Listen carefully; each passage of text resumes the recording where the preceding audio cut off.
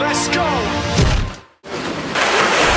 10% luck, 20% skill, 15% concentrated power of will, 5% pleasure, 50% pain, 100% reason to remember the name. In this competition, if you blink, you may miss a piece of history being made.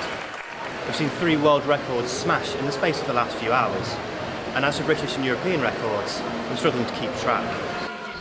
In total, 7 world and 15 European bests were dispatched over 2 days of almost uninterrupted record-breaking action.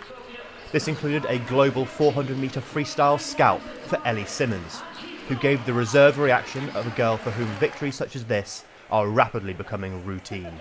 I wasn't expecting that, so yeah, really good. I've just moved to Loughborough, so I didn't know what I was going to be like, but to go in there and I felt really good, so I'm happy. Today is National Hairstyle Appreciation Day. So we came to award-winning hairdressers, wigs and war paint to see what styles are in this year. These guys know everything there is to know about style. They've even made me look halfway decent. The people of Sheffield are officially the happiest in the UK, apparently. Although they may not always show it on the outside, inside Sheffielders are on cloud 9, according to the Sunday Times poll. So what is it about Sheffield that makes people so happy? Is it the friendly natives, the great ice cream, or the fantastic parks? We hit the streets of Sheffield to ask residents what they thought. Community renewables are not just a money saver for local business. With £15 million of investment between 2013 and 2018, which will build up to 14 megawatts of renewable energy, the Low Carbon Hub is looking at the bigger picture. Government-sponsored research says that community energy projects could power up to 1 million homes nationally by 2020.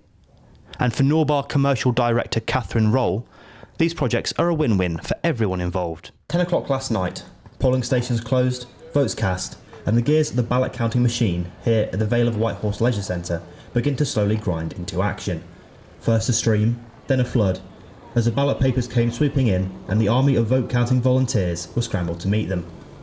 10 o'clock also brought with it an early indication of how the night would unfold.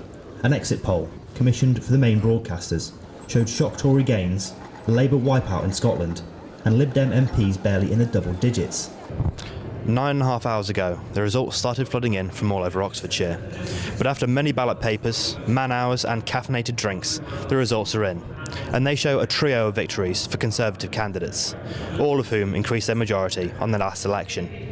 Now there's nothing left to do but let the dust settle and see if a government emerges in the next few days. Joe Robinson reporting for That's Oxford News. Homelessness is still heavily stigmatised, and as the people flocked in, many asked not to be shown directly on camera.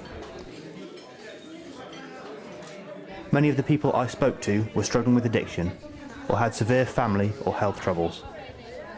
But others were happy to be involved. I'm here in Hyde Park, where 50,000 Sikhs have descended on the capital to mark the 30-year anniversary of the Golden Temple massacre.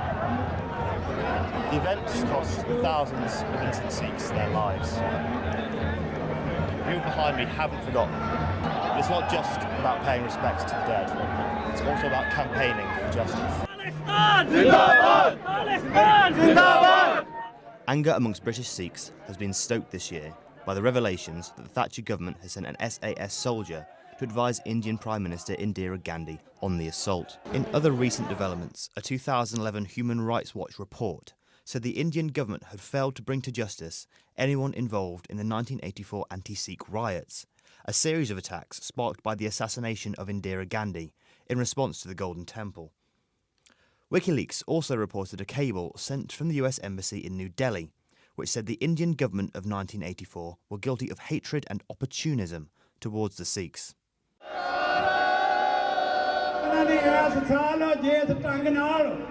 It was completed. The Prime Minister acted immediately. He asked the Cabinet Secretary to carry out an inquiry. The inquiry was thorough and speedy. There was a full report back to Parliament. That been the subject of intensive conversation with the Sikh community, both by the Foreign Minister, Foreign Office Minister responsible, and by Baroness Vasi, who looks after community issues. That's an ongoing debate. We believe that we have shared all the information that we have, that there wasn't a cover-up, that there wasn't continuing involvement in what happened in Amritsar. Indeed, it's fairly obvious that our advice wasn't listened to because the Indian authorities did something clearly we didn't advise. But the coalition government's response hasn't satisfied Sikh campaigners. Javinderjit Singh of the Sikh Federation UK thinks a full independent inquiry is needed. The Cabinet Secretary's report that was produced back in February was a bit of a whitewash. It was rushed, produced in 3 weeks, half-truths in there. So there is a real possibility there's going to have to be legal action against the UK government. Many of the activists who gathered in Trafalgar Square from Leicester, London, Birmingham and across the UK weren't even born when the bloody events of 1984 occurred.